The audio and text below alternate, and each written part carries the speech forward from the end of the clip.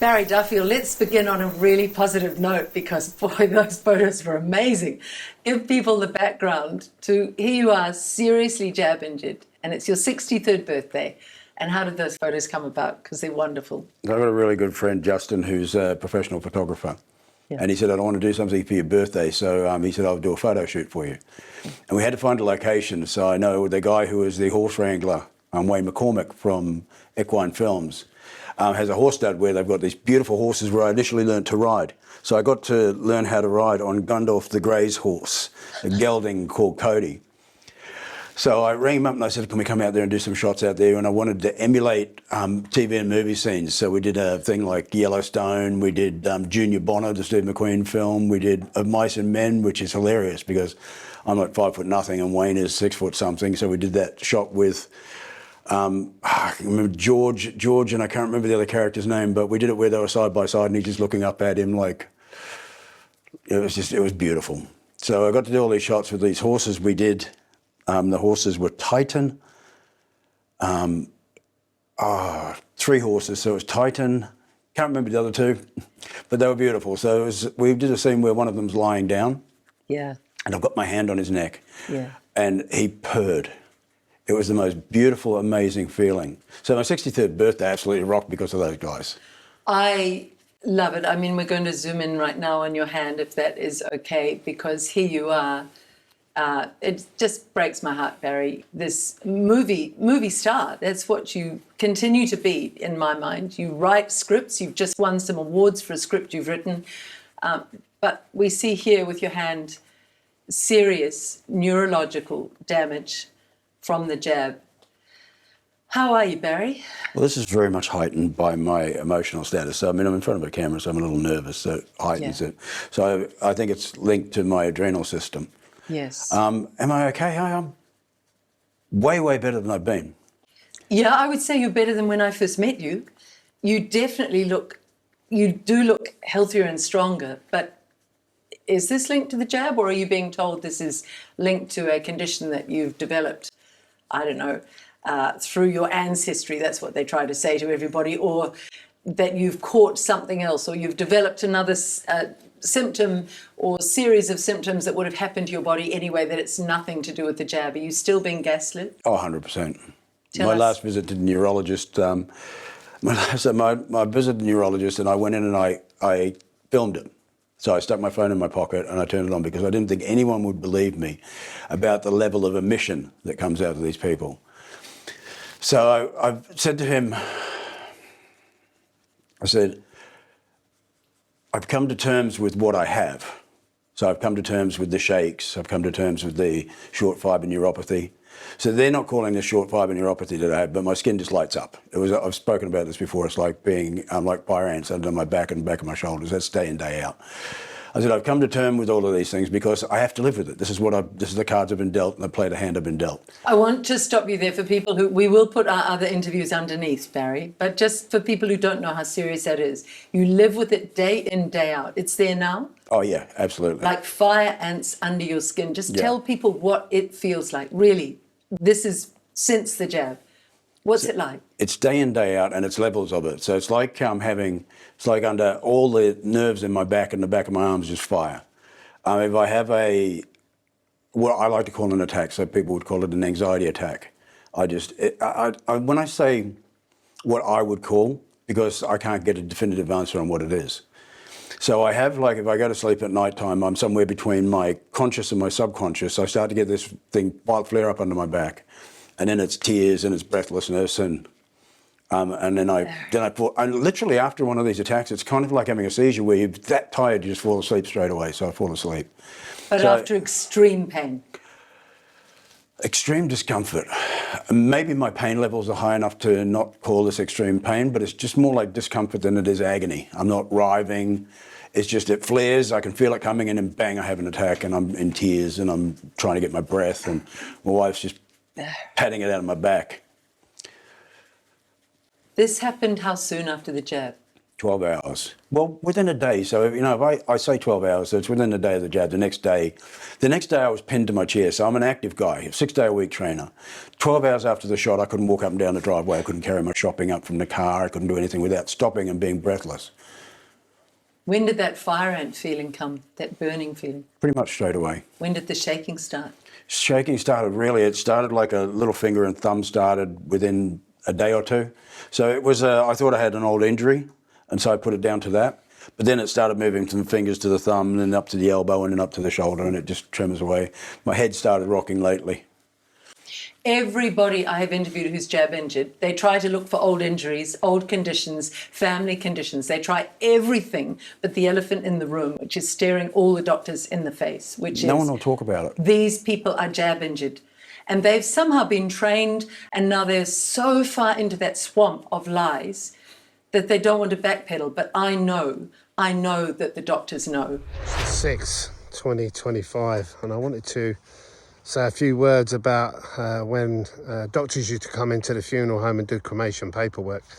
And I would look at that as an opportunity to pull them, because I couldn't resist it. And I would say to them, so doctor, are you seeing more and more deaths and heart attacks and strokes in COVID vaccine recipients? And they would look at you, and the first look would be this, for about 3 seconds, because they were horrified that I fucking knew.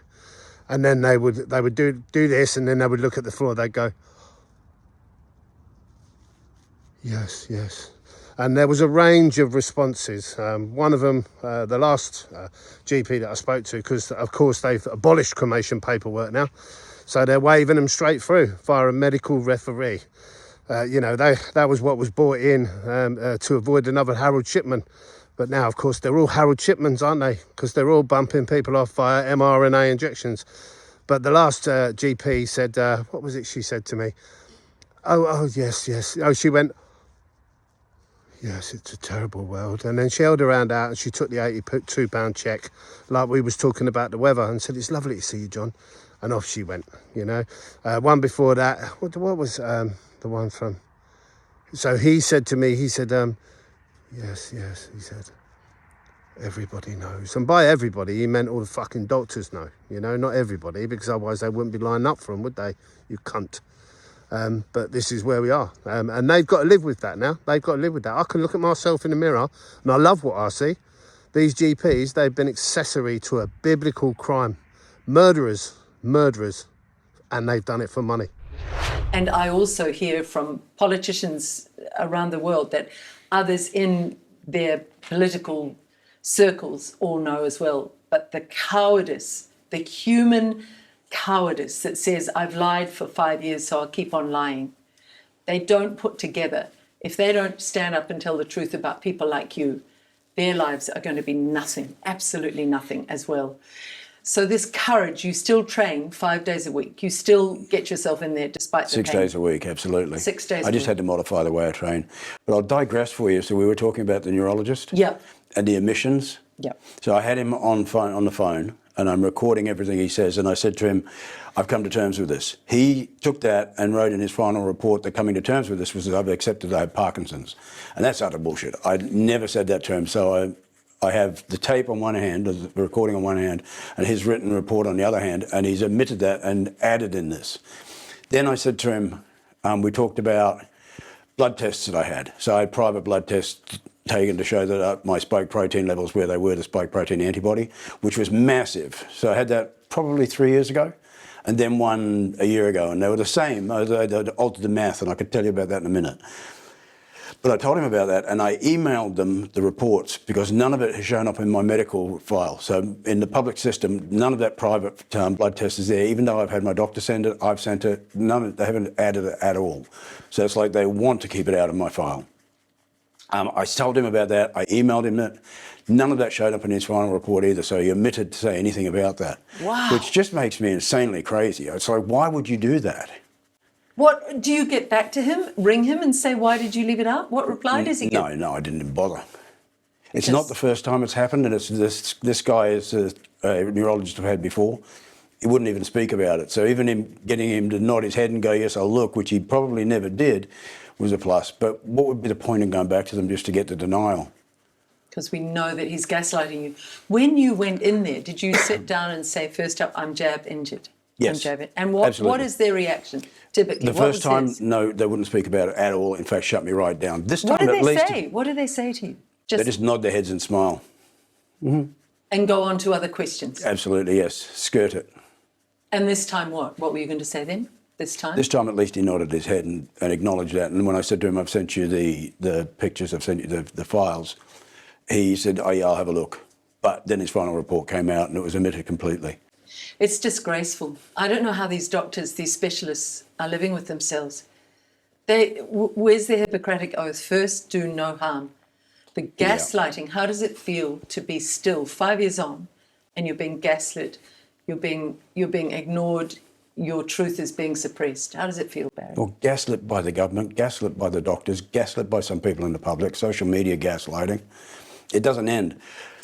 It makes me now, where once upon a time it had me so, I would say in despair for how this would turn out. Now it makes me so angry, all I want to do is fight. You're such a fighter. I remember Casey Hodgkinson saying every 23 years old, when she had the same shaking in a wheelchair, she goes back and back to hospital and they keep saying she's anxious. And this was in the early days when there weren't a lot of other jab injured people to get support from, you could say. Yeah, and I've met Casey. And a doctor shook her shoulders at one visit and said, stop lying. Yeah. I remember the tweet that she got where the guy said, once the checks come in, the tremors will stop. Oh, I just wanted to meet that person. I mean, I've spoken about this before, but I don't think I could hold myself back. Say it now, say it down the camera to those people who are trolling still and saying, you who are jab injured, you many New Zealanders jab injured. Yeah, there are a truckload of us that are injured. I mean, when I hear this stuff from you guys, all I can think of, and this is, I try not to think like this, but I just wish that you would get this so that you can understand how bad it is. Because the only way you're going to get this is if you get slapped in the face with it, then you can understand. Jacinda Ardern, Luxon, what do you feel? Any difference between the two governments? No, I don't think so. I think that the Labor government led us into this, and National are just doing nothing about it. Again, just like my neurologist, omission. Do you think people with legitimate vaccine injuries should get compensation? No. No. There's a system for managing that through ACC now. Yeah. So no compensation for people who got legitimate vaccine injuries? Nothing additional to what's available. For people who are the victims of medical misadventure, there is support through ACC for that now. There's absolutely no need for dialogue with the people who are on the front lawn of Parliament. In terms of the vaccine mandates, I acknowledge that it was a challenging time for people, but they ultimately made their own choices. There was no compulsory vaccination. People made their own choices. They don't care, because what happens if they do admit to this? Then what does that cost them? What is the belief in government? What's the belief in the health system? How that collapses around them? So the Pfizer vaccine provides really good protection against getting very unwell from COVID-19 or dying from it. It was really important to be fully vaccinated before and when we had our Delta outbreak.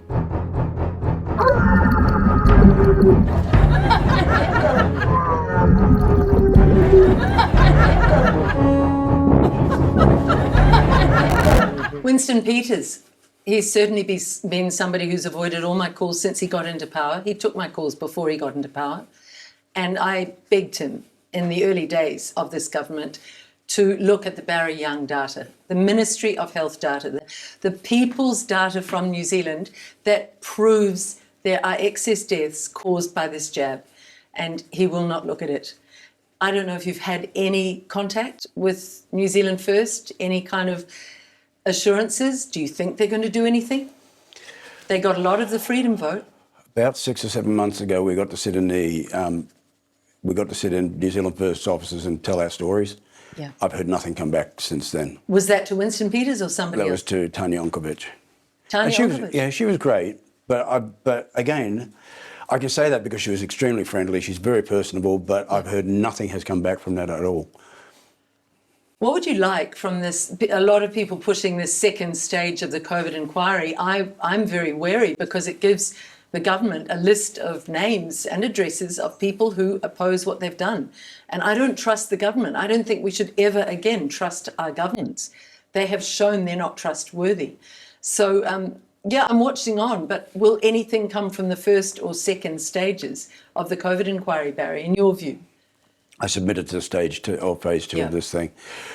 31,000 voices were added to it, and I have not seen anything on mainstream media about the 31,000 voices for that. So I'm dubious at best. Yeah.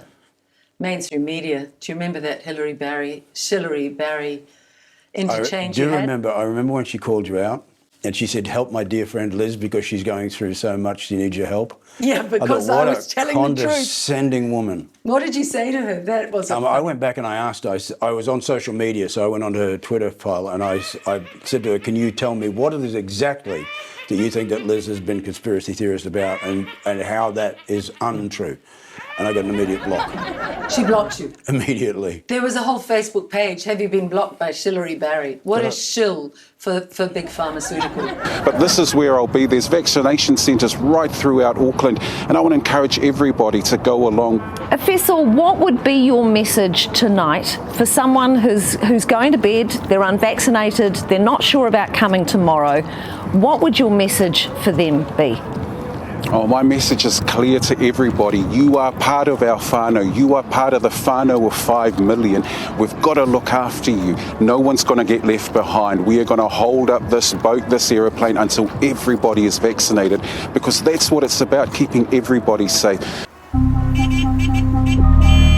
Very soon you won't be able to do many things that you love without being vaccinated, and I expect that will accelerate vaccinations. That is certainly our goal. Said I had a vaccine sensitivity.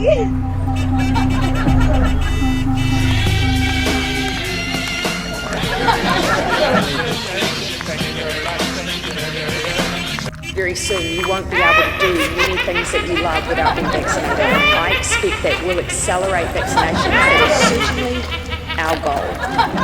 And Hillary, here's my message to you. When are you going to look at the huge numbers of jab injured and talk to people like Barry Duffield? Contact me. I'm easy to contact, liz.gunn@freenz.org, or Jeremy, who I used to know when I was in mainstream media. Either of you could have Barry Duffield on primetime mainstream media television, and he will tell you his story and his long-term suffering from the Pfizer jab. It would be great if somebody in mainstream media would tell the truth. Even on the podcast things, look at Sean Plunkett. Oh, I know. God, he's supposed to be the voice of reason and a voice of freedom, and he's out there calling us, what's the words he used? Cookers. He's Cooker. disgusting. God, I thought if I was across the desk from that guy, we were live, and he called me a cooker, it would take everything to keep me off him. Yeah. It's disgraceful, and yet he's also plundering, as Winston Peters did, plundering the so-called freedom movement for followers while not honouring the truth about the jabs. And this is the courage that we need, and we don't have it in this sort of semi-mainstream of politics or media. But they're certainly plundering them for followers and to get money. What will mainstream media do once this is out and it's no longer conspiracy theory, it's become a fact, which I think is something where they say, what's the difference between conspiracy theory and fact? Now it's about 6 months. Yeah. When that happens, what's going to happen to mainstream media? How do they deal with the fallout? This portion of CBS This Morning sponsored by Pfizer. If you go back really not that long ago, as I say, we owned the news. We were the gatekeepers, and we very much owned the facts as well. Good Morning America is brought to you by Pfizer. CBS Health Watch sponsored by Pfizer. Well, in response to what you said, people have lost their lives because of disinformation. This is something that President Biden has said very clearly. This is something that governments the world over have said very clearly. Misinformation and disinformation do kill and have killed during the pandemic. Anderson Cooper 360.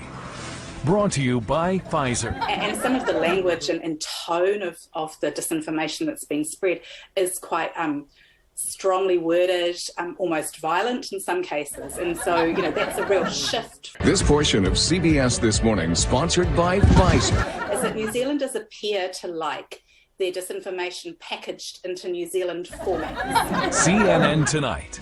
Brought to you by Pfizer. So we don't like disinformation that comes straight from, say, the famous disinformation dozen in the United States. Early Start. Brought to you by Pfizer. We like it to be told in our own vernacular, to have associations and links to our own lived experiences here in Aotearoa. Today's countdown to the royal wedding is brought to you by Pfizer. Information laundering is really quite ferocious. It's when a huckster takes some lies and makes them sound precocious by saying them in Congress or a mainstream outlet. So disinformation's origin seems slightly less atrocious. And more importantly, I wonder so often, how do they live with themselves? Same with this doctor. They get paid. Yeah, but money doesn't save you when you're getting towards the end of your life and you know you've lived a life of lies. Money doesn't make up for that. Yeah. Right now, though, I think that's what keeps them quiet, is they're like the doctors that I know who say, yeah, but I'd be throwing away my career. I say, you're prepared to throw away your principles to hold on to your career, which really, to me, that's pretty heinous. Hello, Ben Marble MD here. I told everybody from day one before the COVID-19 fake vaccine poisons came out, do not take a single dose. A lot of people didn't listen, including some of my own family members. My uncle took Moderna. He had a massive widowmaker heart attack 2 weeks later, almost died. My sister-in-law took Pfizer. 6 months later, she got diagnosed with stage 4 turbo cancer of the pancreas. She is dead now. My brother-in-law took 2 doses of Pfizer and recently had to have his newly diagnosed kidney cancer cut out, and he may very well die. So that's 3 of my immediate family members who didn't listen, took the shots, and now have had bad outcomes. So all the fake Dr. Poison pushers out there, you guys are just a bunch of fucking pathetic, weak cowards. You're murderers. You deserve life in prison at a minimum, so fuck you. Barry, what's a typical day like? What's a typical day? Take us to, you had us seeing you off to sleep, okay? You often go off to sleep in that pain. What's it like when you wake up? So I work in a job that I had to be jabbed for. So I'm up at 3:30 most mornings. I open up a gym. I work until 11. I come home. I sleep for an hour and a half on the floor. I have my dinner. I cook for my girl. Then I'm back to bed again. So a work week for me, it's sleep, more sleep, and then I just do a part-time job because I don't have an actor's agent anymore. So any money or any revenue I would have made out of that's gone. So a typical day for me is trying to do as much as I can to stay afloat. And I write too, so I'm an eternal optimist. I write films or screenplays for film and television, and I write novels. And I bury myself in that world, and that keeps me kind of happy. Well, it keeps me very happy. Not kind of happy. I love doing that. One of my team actually read your latest script. Just tell us about that. He said it's really entertaining. Well, it's I'll let you very know a well secret. written. Yeah, and he loved it. He loved it. Tell us about the prizes. Secret. Yeah. It's 15 years old. So that's the time, from the time you write something to the time you get it made, in most cases is around 10 years. Wow. It's very, very rare that I've heard something about getting turned over in a year. So 15 years ago, and it's all about access. I've done really well. So in the top 10 contests in the world, I've got 15 placements in quarterfinals and semi-finals. In your script writing? In screenwriting, yes. For my graphic novel, I got the North Street Book Award semi-finals 2 years ago. If I can find a way to monetize that, I'd be a very happy guy, and so would my girl. That would be extraordinary. If you could have some of these scripts, this latest script that our team member read and loved, you've won awards for that, haven't you? Yeah. What did you win for that? Yeah, I got the LA Screenwriting Film Awards, and I got a semi-final for it. I haven't finaled in one yet, so I'm working on final drafts, big break right now, and I've just got a screenplay in there. And I would do this regardless of the accolades are really nice because it's really good positive affirmation. Yeah. But I just love it so much I'd do it regardless. And if I get paid for it, that's the cherry on the icing or cherry on the cake. But I do it anyway because I just love it. I mean, you could still act, couldn't you? You could still do Head and Shoulders work acting. Could you still do that? I still do some voice work. Yeah. And could I? Yes. But you see, like this, if I'm in a situation where there's any kind of stimulation, it goes nuts. But you could still do Head and Shoulders. Yeah. And I mean, look at you. What's it like keeping yourself so fit when your body is in such pain? Well, you can see I'm in a brace. Yeah. And I'm in the brace primarily because I was tremoring so bad that I'm bone on bone in my wrist. Oh, and it's like having stress fractures all up my arm. So if I'm bench pressing, the pain that shoots through my forearms is phenomenal on some days, but if I stop doing it, then I just go to hell in a handcart. I can't exercise, I can't do anything. So it's like, it's measure up my, what I get as a reward for that is I have to go through the pain, but I still get to train and I get to keep sane. You must have the most phenomenal pain threshold. You must be able to be pain that most people couldn't Liz, even imagine. I've been married twice. I know true pain. No, I'm not going to say that because I absolutely hit gold on the second one. That was a wise man who said that. Oh, yeah. That was a good thing to add. I hit pay dirt on the second one, but I remember that from a movie. It was the guy who goes, I know true pain, I've been married twice. You're amazing that you still find humour in it, but how do you bear that? Is it all in your head? You just go, I will go through this, I will bear this. The first couple of years were a nightmare, and I would be lying if I said, because, you know, there was an attempted suicide in there that was based on Cinemet.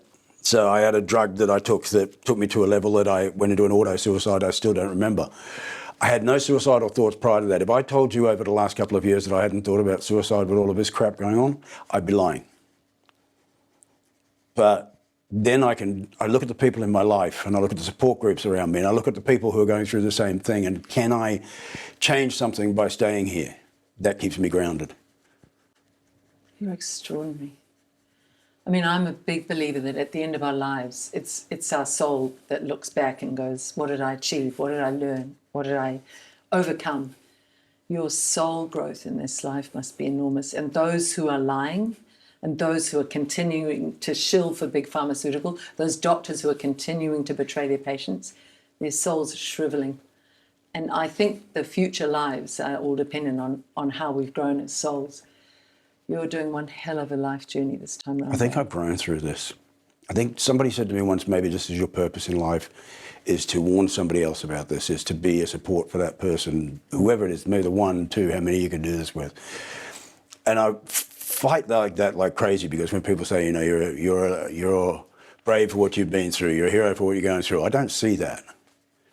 But perhaps there is a purpose to my life which is above all of the smaller stuff, like, can I get to make a movie, which I thought was going to be my one ambition. I still have that ambition, but it's way in the background of being able to help somebody else. I would dearly love you to be able to make some of your scripts into movies, and for So that would you need maybe 15 million. 15 million, 20 million would really help you do it, wouldn't it? That would get you over the mid-range budgets, yeah. If there was somebody who would help you, that would just be such a way to say to the world, no matter, even with this huge jab injury, look at what this man has done. I'd just like to be read, Liz. So, you know, getting the access to have someone that could potentially make this, being read by them is incredible. I've had films picked up and optioned. I don't know, do you know what an option is? Yes. So in film, I'm optioned to write. So it's like somebody will pay me for a certain amount of time, and then they get the right to raise the funding to make the film. Yeah. I've been optioned 8 times so far. And each time that happens, that's like, I live on that. So not monetarily, in my soul, in my brain and in my soul, it's the affirmation of being somebody doing that and somebody putting the money in to be able to even try to do that is more than enough for me to live on. To get the film made, get out of here. Be brilliant. Your courage is phenomenal. There are many who say, gosh, you're a hero, Barry. There are still those trolls we referred to earlier. And there are those sort of middling ones, I call them. There's an Irishman, Eddie Hobbs, who calls them naps, nearly awake persons. And it's a really good name because they're choosing to be asleep, but they know something's really wrong. Those naps, do they say to you, hey, Barry, just put it behind you? Do you get that? Yeah, maybe it's time to let this go. We've all been through a lot. I say to them, and I'll say, if you put yourself in my shoes, there is no way in the world you can let this go.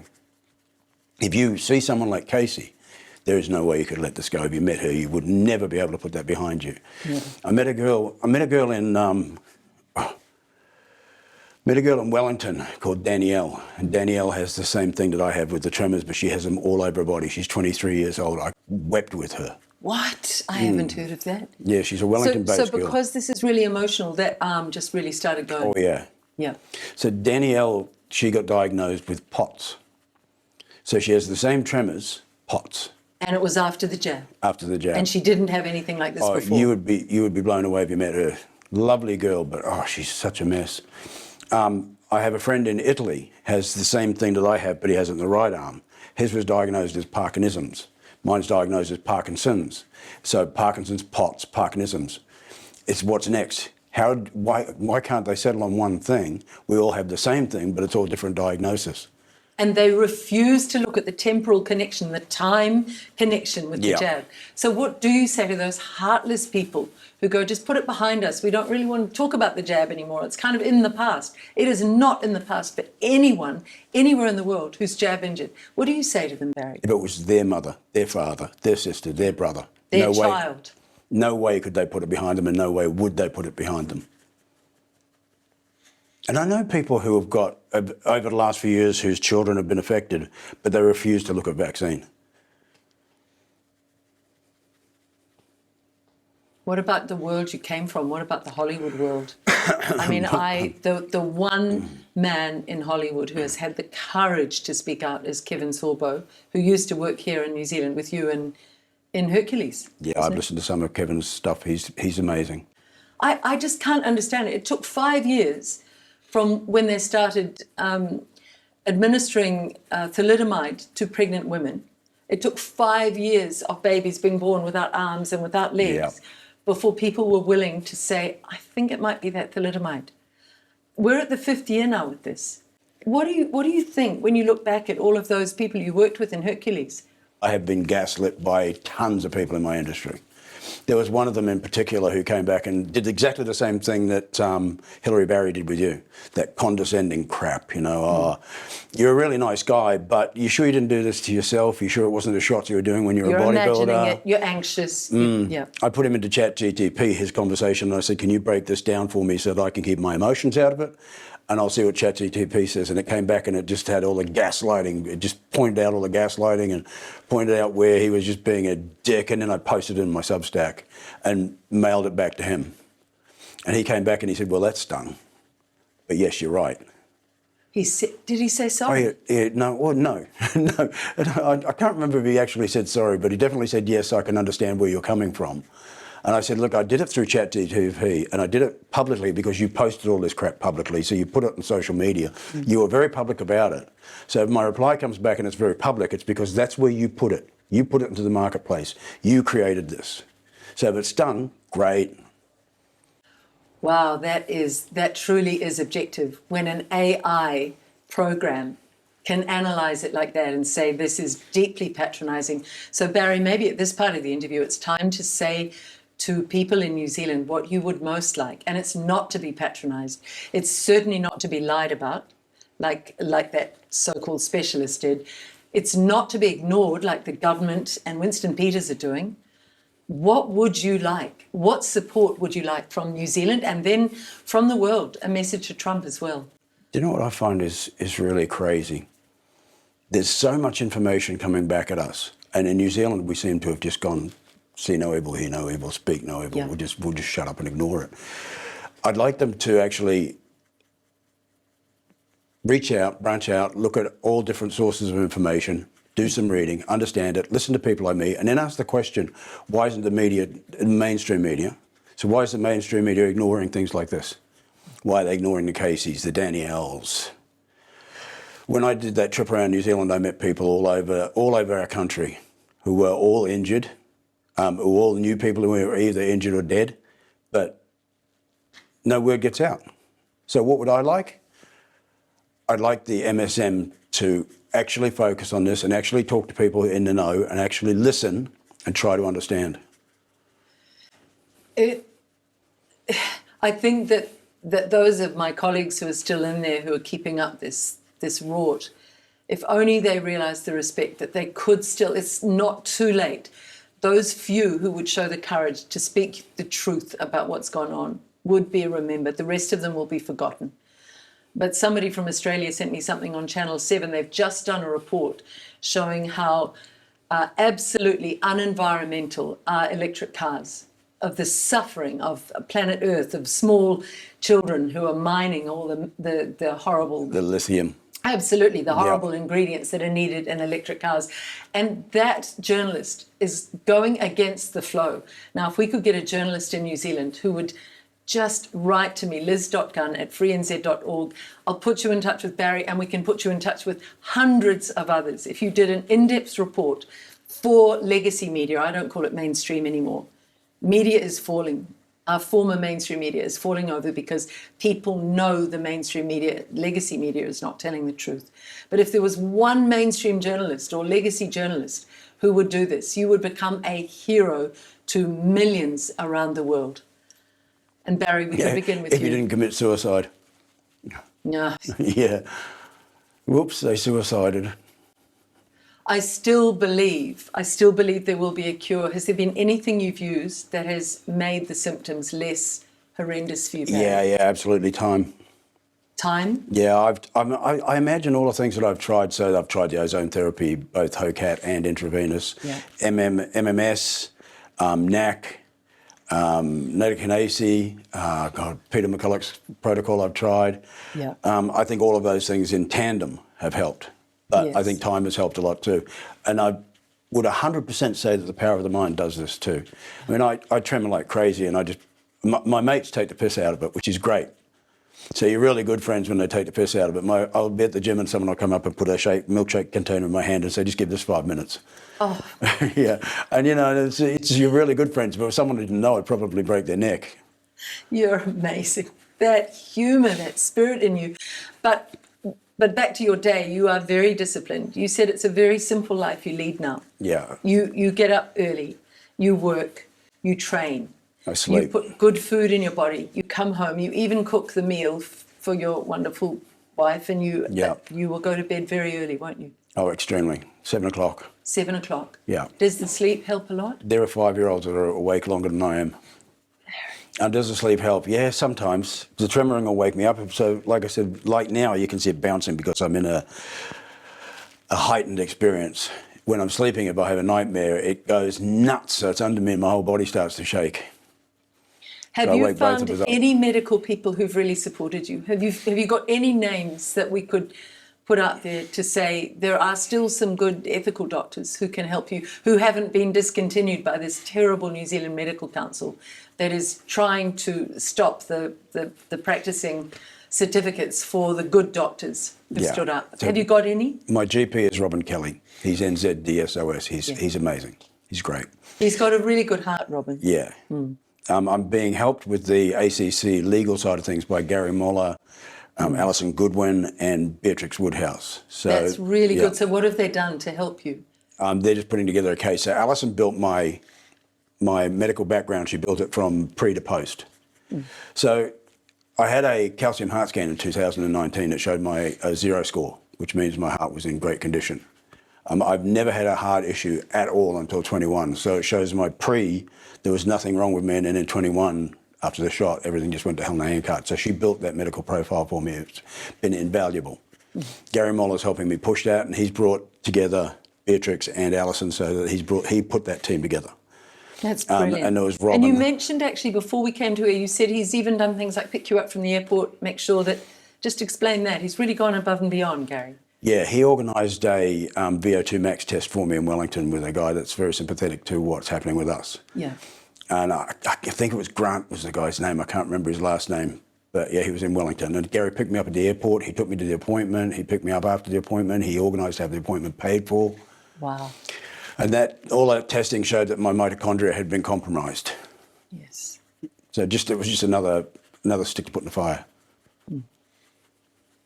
And how have you got on with ACC? Accident compensation. It's still ACC come back and go, this is cardiac myopathy, it's all your fault. Oh my God. I've heard they're barely paying out. Yeah.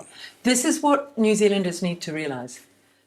They said, go along with it, do the right thing by everybody else, make sure that you support society and be honourable. But as soon as any Kiwis individually have been jab injured, the government's turned their back. The medical system's turned their back.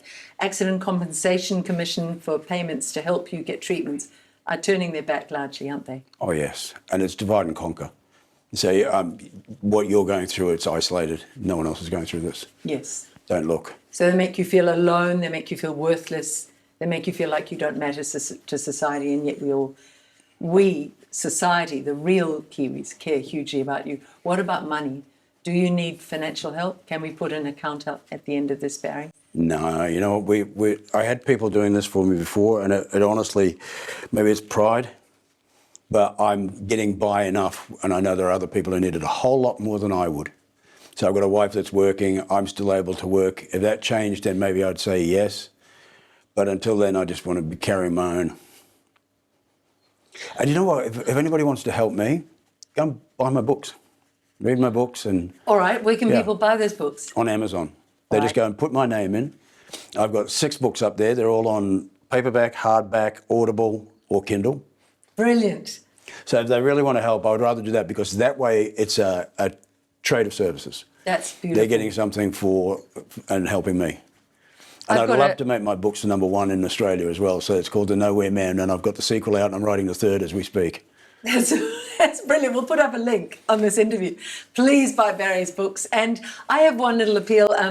A dear friend of mine has grown and killed a beast, and we got half a beast in our freezers. If anybody's got half a beast you could spare for Barry to get the good meat into your body, I would love to organise that. Liz.Gunn@FreeNZ.org to get meat to you, because you sleeping well and eating top quality meat, and just those 2 things alone may be a start to keeping this health.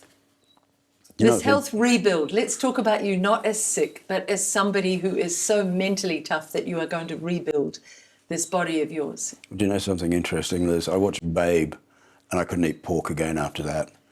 I held my first baby lamb in my arms and I couldn't eat lamb after that. So I cut lamb out of my diet. Outside of this door is a herd of cows. I've just been patting them. They've been coming up and licking me. I don't think I'm ever going to be able to eat steak again. I'm doomed. What are you eating, Barry? What is your diet? Chicken, fish. I think, you know, when you lop the head off a chicken and it runs around for a minute, doesn't know it's dead. If that's the case, I'm like, I'm all good eating that. Wow. So you don't eat the I eat red meat meats? occasionally. Wow. Oh, well, we might. But I think anything you can name or you can hold and you can cuddle it and it's licked you, puts it out of bounds.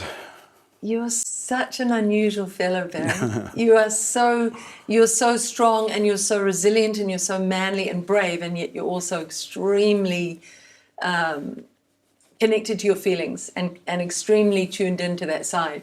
What were those days like when you were in? Well, name some of the productions that you were in from Hercules on. Just name some of the others. I started out in Australia on Australia's Most Wanted. I did a film with Ray Liotta where I was an extra. It was the first film set I was ever on. Was Escape from Absalom. Then I went to the South Pacific for a while and worked Papua New Guinea and Vanuatu, and then I came to New Zealand after working in. So I worked really top tier security jobs. So I was stuck in amongst all the filth. It's like when you talk to cops and they say you don't understand what it's like for us, because we work right in the shadows and we work with the worst of the worst. So I've seen that. So when I came to New Zealand, I went, I want to follow my dream and not follow the money. And I loved entertainment industry since I was 7 years old. It's all I've ever dreamed of. So when I got here and I got to immerse myself back into entertainment industry, that's all I've been chasing ever since. So ask me that question again. Yes, so some of the productions you were in. Yeah, so when I first got here, I was on the South Island, and it was July 1996. It was so cold, it was snowing at sea level, and I could look out of my brother's window at his house down onto King's Beach, and there were seals were laughing at me and clapping their little flappers. I kid you not, because I wouldn't move out front of the heater. My brother says there's a divot in the carpet where I slept for about 4 months where I wouldn't move from out front of his heater. So I wanted to pursue an acting career, and there was South Seas Film and Television School I knew of in Auckland. So I packed the car up and I drove to Auckland and I went to film school. I only planned on staying here a year, and I met my wife, and after that I couldn't leave. Because you were a good Aussie bloke, weren't you? Oh yeah, but I was going to go to LA. Yeah. I wasn't going to go back to Australia. My plan was to go to LA. And this country's been so great to me because I got into Hercules after that. So my physicality got me on Hercules. And that was a huge production in New Zealand. Oh, it was massive, absolutely massive. Yeah. And I got to play Hercules. So I was a Hercules imposter who dies trying to emulate what the real Hercules does. So it was a really nice little pivotal role. Then I did Xena, Jack of all trades, Young Hercules, Shortland Street. I think I did Shortland Street about 18 times. Wow. How they could not know I was just a revolving character, I don't know how. Street Legal, Spartacus was massive for me. Broken with Mysteries was one of the most proud moments I can say I've had as an actor, because I got to work I got to do a special needs character. Yeah. That was great. And then there was a film with Ryan Gosling, wasn't there? No, it was Young Hercules. It was a TV show. It was when he was about 18 years old. When he was just beginning. He was, and I'd come up behind him. Every day on set, I'd come up behind him and I'd tap him on the ear and I'd go, "Still wet behind the ears, Brian." If Ryan Gosling ever gets to see this, he could flick a cool sort of 15 mil. It wouldn't be bad, was it? He was a great guy, really interesting guy to work with. Very talented. Yeah, but you are very talented. And I think that hurts a lot too. Your agent, we have gone into this in other interviews, basically deserted you once you got jab injured. If there were an agent out there who'd like to pick you up and push, where can they, is it through my address or can they contact you directly, Barry? They could contact you, Liz. Yeah, liz.gunn You can vet them for me. Yeah, I'll vet the trolls out. liz.gunn@freenz.org. It's really good to catch up with you, Barry. There was something you dropped in earlier before we finish about the numbers, about your vital statistics and how they are starting to play with how they present the numbers. We know that a lot of information has been reworked in New Zealand to try to hide what's really going on. And I'll give you an example before you give me your example. During the Jacinda Ardern years, the statistics for New Zealanders who are committing suicide were wrapped into the statistics for New Zealanders under the heading accidental death. So instead of being able to see how the suicide numbers under the Ardern government skyrocketed, the accidental death numbers included, if I'd had a skateboard accident and I knocked my head and I was dead. So it was tucked into other categories to hide our soaring rates of suicide because of the Ardern government. So what are you finding along the same obfuscation lines in the medical industry when you're looking to get the truth, Barry? Well, my first blood test, I had 3,102.8 spike protein antibodies floating around in my bloodstream per milliliter of blood. That changed. So they changed how they count them. And the number came back at 1,000, which my doctor explained to me. He said, the way they've done the math on this means that you've got the same number. They've just changed how they count that.